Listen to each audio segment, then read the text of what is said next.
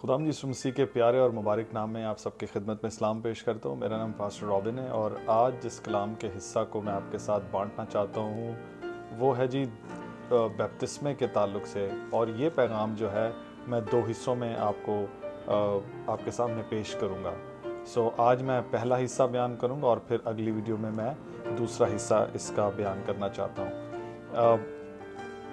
खुदा के कलाम में से मैं आपके साथ शुरू के चंद बातें जो बांटना चाहता हूँ वो ये है कि खुदा जिस तरह इस दुनिया में हुकूमत है और हर दुनिया की हुकूमत के कानून और कायदे हैं, इसी तरह से खुदा की हुकूमत के भी कुछ असूल और कायदे हैं जिन्हें जो है वो हम सबको जो है ना उनको समझना चाहिए।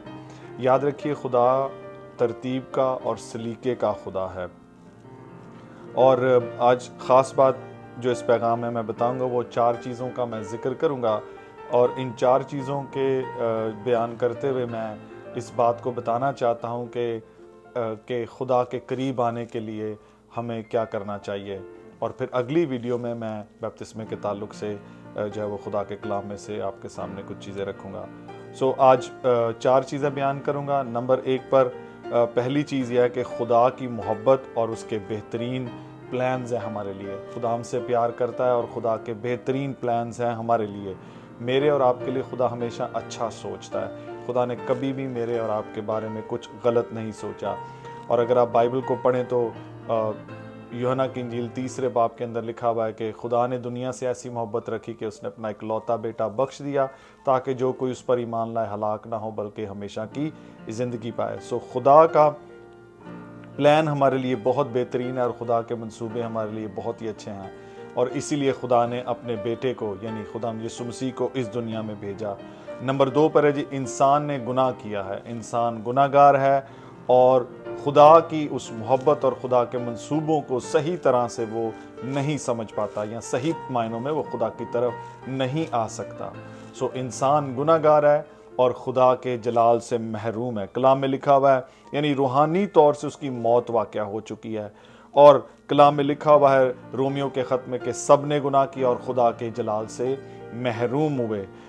हम सब गुनाहगार थे और खुदा के जलाल से महरूम थे और गुनाह के सबब से हमारी रूहानी मौत हो चुकी थी। और नंबर 3 पर यीशु मसीह वो वाहिद रास्ता है जिससे हम मखलसी और आज़ादी को हासिल कर सकते हैं। यानी यीशु मसीह माफ़ी का एक रास्ता है।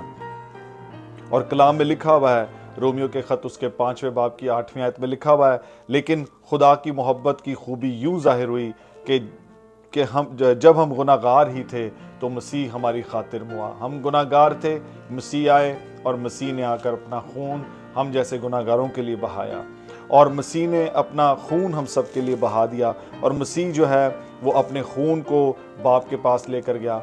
और उसके बाद चौथी चीज़ आपको ये बताना चाहता हूँ कि जब तक हम ज़ाती तौर से मसीह के खून और मसीह के कफ़ारे को या माफ़ी नहीं मांगेंगे, हमें ज़ाती तौर से मसीह की ज़ात का तजर्बा नहीं हो सकता। कलाम में यूहन्ना की इंजील 1 बाब की 12वीं आयत में लिखा हुआ है कि जितनों ने उसे कबूल किया उसने उन्हें खुदा के फर्जंद बनने का हक बख्शा। यूहन्ना के मुताबिक जो लोग मसीह के पास आते हैं वो उन्हें खुदा के फर्जंद बनने का हक बख्शता है।